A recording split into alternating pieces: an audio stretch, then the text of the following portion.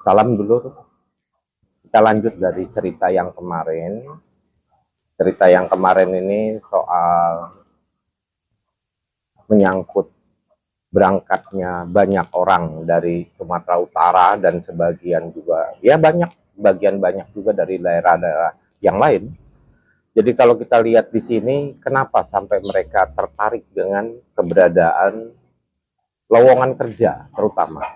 Lowongan kerja ini mereka membutuhkan kerja, tapi dalam satu kesempatan yang masih sangat minim untuk kepekerjaan mungkin di daerahnya, sehingga mereka terbujuk dengan loker-loker yang menjanjikan gaji yang cukup besar, antara 7 sampai 10 juta rata-rata per bulan. Mereka tergiur, akhirnya mereka berangkat. Pengalaman tidak diutamakan, tapi mereka meminta antara umur 15 sampai 25, bahkan ada yang lebih dari 30 tahun. Mereka berangkat dengan tujuan Kamboja. Dalam hal ini mereka terutama kalangan bawah ya. Kalangan bawah ini tidak berpikir panjang, di mana yang penting bekerja. Dengan harapan bisa membantu keluarga atau memperbaiki kehidupan ekonomi yang saat-saat ini mungkin sedang terpuruk, gelap mata, pendek pikiran, dan terbujuk untuk berangkat ke arah Kamboja. Kalau kita lihat di sini, para perekrut dari tenaga kerja ke luar negeri ini, itu sebenarnya mereka-mereka yang, ya menurut saya adalah, saya menyebutnya pengkhianat.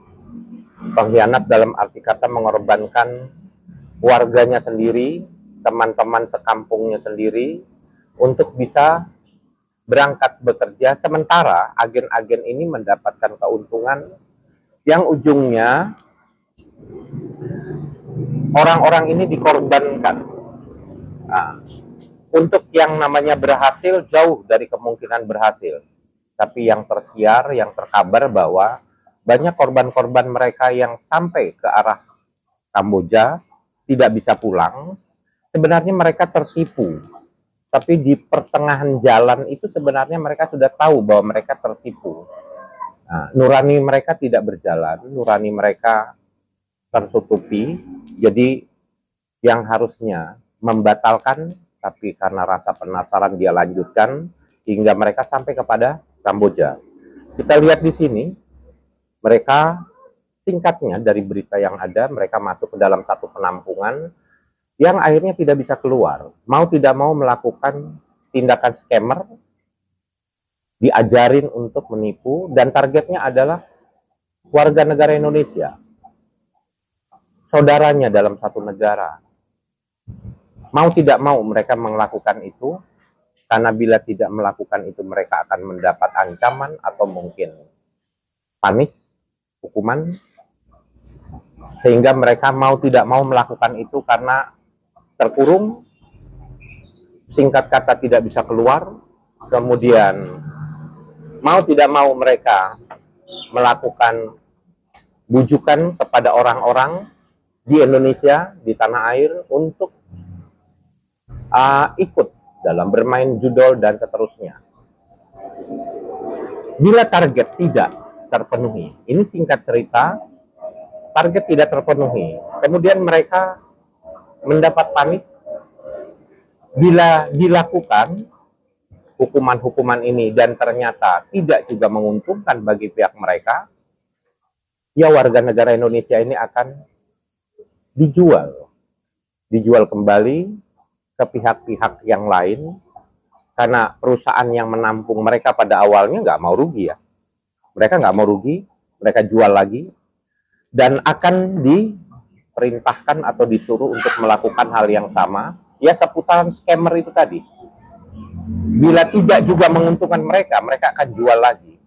Terus berkelanjutan seperti itu.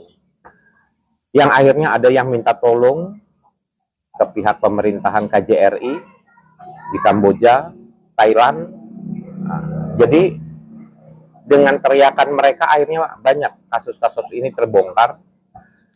Kemudian, apakah ada yang ditolong oleh pemerintah Indonesia? Ada. Sudah ada yang ditolong dan kembali, yang akhirnya mereka membongkar sindikat-sindikat ini. Tapi bagaimana dengan mereka-mereka yang tinggal di sana dan belum pulang? Dikhawatirkan, dimungkinkan mereka akan dialihkan ke pihak-pihak yang lebih jauh, yang ujung-ujungnya adalah TPPO. Dijual, dan orang itu akan menjualnya kepada pihak yang lain lagi, dan terakhir bila memang tidak bisa dimanfaatkan, akhirnya apa yang terjadi? TPOO. Apa itu TPOO? Tindak pidana penjualan organ orang. Ini istilah yang saya buat sendiri. Tindak pidana penjualan organ orang. Ya, ujung-ujungnya apa? Orang ini ya akan diambil, sadar tidak sadar, akan dipaksa untuk diambil organnya, terutama ginjal. Jadi kalau kita lihat di sini, tragis sekali mereka-mereka yang bernasib hanya yang tujuan utamanya adalah mencari pekerjaan.